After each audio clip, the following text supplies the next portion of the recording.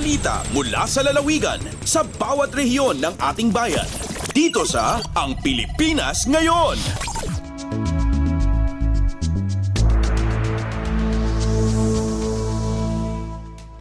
Narito na ang bugso ng ating mga regional news. Dumako muna tayo sa rehiyon ng Luzon. Isa pang super health center sa probinsya ng Isabela, inumpisahan ng ipatayo sa bayan ng Jones. Narito ang buong balita na ihahatid sa atin ni April Racho mula sa Tuguegarao. Manam na mati panang kaipasdag ti may sapay a Super Health Center wenno SHC iti probinsya ti Isabela. Hindauluan ni Department of Health Cagayan Valley Center for Health Development wenno DOH CBCHD Regional Director Dr. Nika Hao ti groundbreaking ceremony iti Ili ti Jones. Akada iti kut impakaammo ti Director dagiti nakasagana nga itulong ti departamento para iti naorlos ng operasyon ti pasilidad. Naamuan ang mangilatang ti DOH ti 2 million pesos agatad ti advanced medical equipment tapno mapapigsa ti operational efficiency ti pasilidad. Bayatan na 6 million pesos pa iti aggapo iti Health Facilities Enhancement Program 2024 Fund para iti panakailippas tinasa a Super Health Center. Malaksid ko dahito katadapay mailatang a 3 million pesos agatad di medical equipment. Karama dito iti Type 1 ambulance ang magatang babaon ti Regional Office ti Departamento. Tinasao nga SHC nga agbalin a medium-sized polyclinic kanangat-ngat o klase ti Rural Health Unit kat mangidjaya ti naduma-duma a serbisyo kas kumati laboratory services, dental services, comprehensive field health outpatient services, kan daduma pa ang minor medical services, kan adaan pa iti parmasya, birthing facility, kan outpatient department na. Manipud Tuguegarao City dahito ni April sa Lucon Racho para iti Radyo Pilipinas.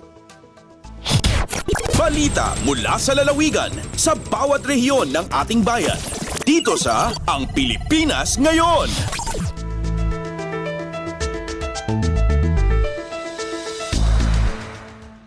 Inyong napakinggan ang ulat ni April Racho mula sa Tuguegarao. Puntahan naman natin ang Baguio City. Senador Bong Revilla bumisita sa Cordillera kung saan kanyang tinalakay ang naamyendahang Centenarian Law na siya namang pinirmahan ni Pangulong Ferdinand R. Marcos Jr. ngayong araw ng Lunes. Ang kabuang ulat, ihahatid naman sa atin ni Jong Munar. Naituding iti panagpirma ni Presidente Ferdinand Marcos Jr. iti linteg mang amyendar iti Centenarian Law itangal daw iti Lunes ijay Malacanang. Dahito iti impakamo ni Senator Ramon Bong Revilla Jr. kang runaan nga otor iti naso nga linteg kagiddan iti panangibkas na iti panagyaman iti Presidente iti panagbisita na dito siyudad ti Baguio ken iti ili ti La Trinidad Benguet. Inuna ni Revilla pakaragsakan na una iti madaling nga panagpirma iti Presidente iti dayto nga linteg amang palaba pa iti sakop iti Centenarian Law gapota nga senior citizens agnomar ti cash grant saan lang dagiti makadanon iti edad nga sangagasot dakal nga banag daytoy sekon kini Revilla a cash grant kang runada ket adon ti pagasapulan nga agas maintenance ken taron dagiti senior citizens tapno pagbalin nga epektibo ti linteg kinunad si Senador masapol mat nga imanahar nga nasaya ti National Commission on Senior Citizens iti Elderly Data Management System. Namnaman mat ti Senador nga isaganan nagiti masaknan nga hensya ti gobyerno ti pondo para ti daytoy programa tapno maimplementar amang rugi itang atawen 2024. Manipod iti Radyo Pilipinas Baguio, Jong Munar nang ipadamag para ti Radyo Pilipinas World Service. Balita mula sa lalawigan sa bawat rehiyon ng ating bayan. Dito sa Ang Pilipinas Ngayon.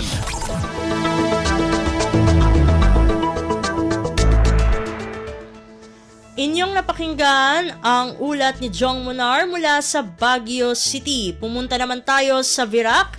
Kinatawan ng mga tanggapan sa Catanduanes lumahok sa Peace Transformation Workshop. Ang detalye ng balita, ihahatid naman sa atin ni Jan Tatad. Nakisumaro ang mga representante kan mga opisina nin gobyerno sa Catanduanes sa isinagibong Peace Transformation Workshop sa Legazpi City, Albay, Kanday pa sa nanahaloy. Kaibanan man digdi ang mga miyembro kan Provincial Task Force to End Local Communist Armed Conflict o PTFL kakasin mga representante kan man lain-lain na non-government association sa probinsya. Ang nasambit na tulong aldaw na workshop inorganisar kan Office of the Presidential Advisor on Peace, Reconciliation and Unity Localized Peace Engagement Office sa pakikipagtabangan sa Sindang South Central Central Luzon Area Management Unit. Obheto kan workshop na ini na maorient ang mga personahe kan lokal na mga opisina sa pag-mainstream kan local peace engagement asin sa transformation program para sa mga communist terrorist group o CTG sa indang mga pamilya asin mga komunidad. Naging sentro man kan sa indang agenda ang pagtutok sa partikular na pangangaipo asin mga problema na tigatubang kan rehiyon sa pagkamit kan peace and development. Susog sa DILG Catanduanes, tiglalauman na ang LPE mainstreaming asin implementasyon kan transformation program magre-resulta sa pagpundo kan local communist armed conflict, magpo-promote sa community resiliency, maepekto nin marahay sa pagpapadalagan kan gobyerno, sagkod makataunin panibagong buhay sa dating mga rebelde sa indang mga pamilya asin sa indang komunidad. Hali digdi sa Radyo Pilipinas Virac, ini si John Tatad para sa Radyo Pilipinas World Service.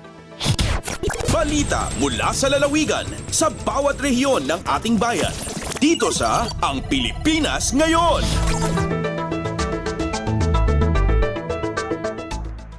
Inyong napakinggan ang ulat ni John Tatad mula sa Virac.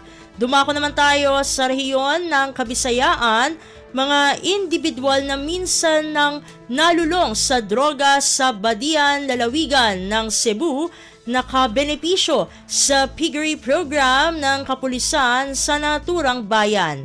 Pakinggan ang kabuang ulat na ihahatid sa atin ni Carmel Matus Pedroza mula sa Cebu. Tulo ka mga persons who use drugs sa lungsod sa Badyan ang nahatagan ng kahigayunan nga makabaton og ilahang kaugalingong panginabuhian. Kinihuman gituno sa Badyan Police Station ang tulo ka mga female piglets kanila diin tumong niini maong pagpadako aron mahimong anay ug makapanganak og dugang mga baktin ug mao kini ang ipang-apod-apod na pod sa lain pa nga mga benepisyaryo. Ang mga nakadawat niini gikan sa Barangay Tubod ug Alawihaw. Layon pa sa PNP Badyan nga magpadaghan pa kini aron madugangan ang ilang mahatagan og panginabuhian. Sigon pa ni Police Major Philip Libres, ang hepe sa Badyan, tabang kininila sa mga persons who use drugs aron sila makabaro silang kaugalingon ug makakwarta sa maayo nga pamaagi. Kini si Carmel Matus Pedroza para sa Radyo Pilipinas World Service. Balita mula sa lalawigan sa bawat rehiyon ng ating bayan. Dito sa Ang Pilipinas Ngayon.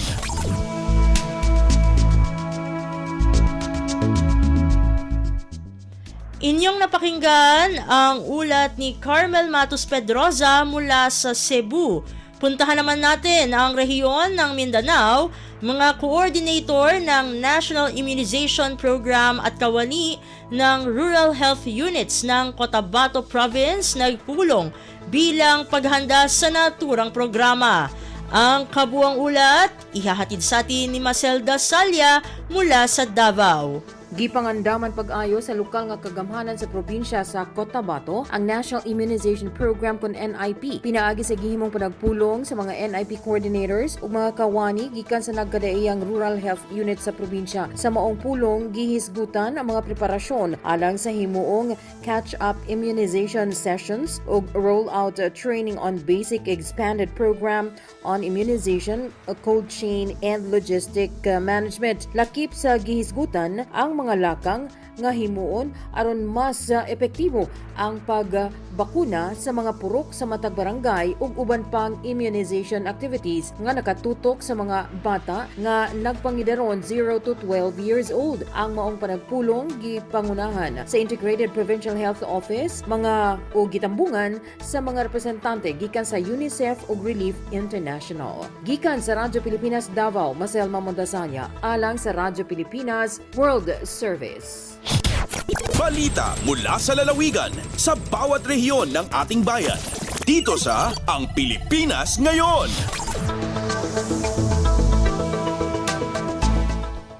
Inyong napakinggan ang ulat ni Maselda Salya mula sa Davao. Pumunta naman tayo sa Marawi Cooperative Clinic na naghahatid ng libreng technical assistance sa mga kooperatiba hatid ng lokal na pamahalaan ng Lanao del Sur. Pakinggan ang buong ulat sa pamagitan ni Johania Yusof.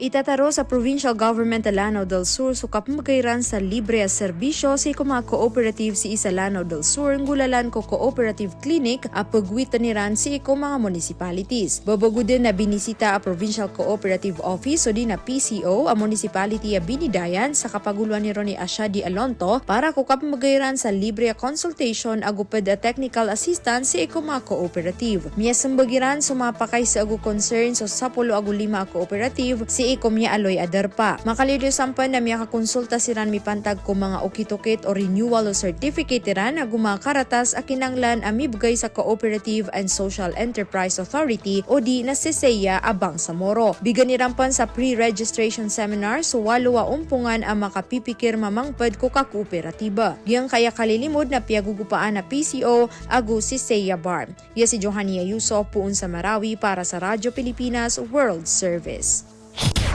Balita mula sa lalawigan sa bawat rehiyon ng ating bayan. Dito sa Ang Pilipinas Ngayon.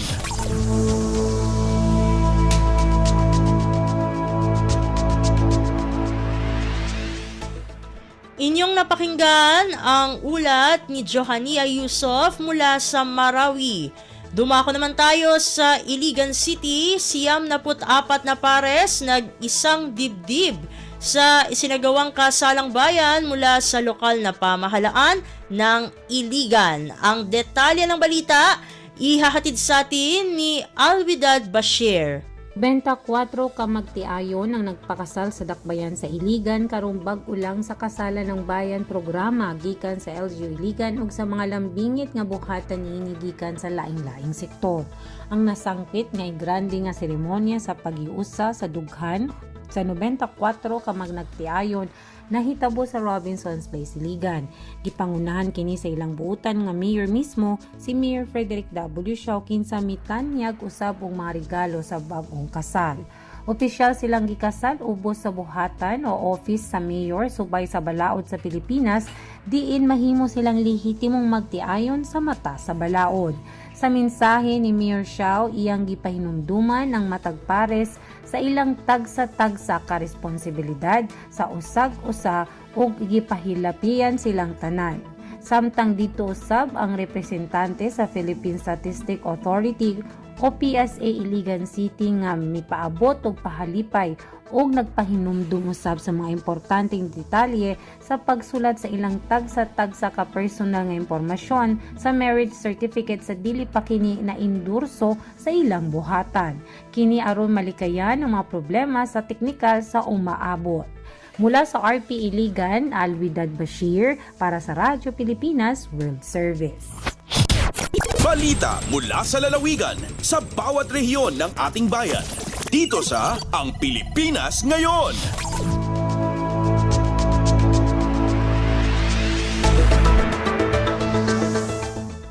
At inyong napakinggan ang ulat ni Alwidad Bashir mula sa Iligan. Dito na natatapos ang ating regional news.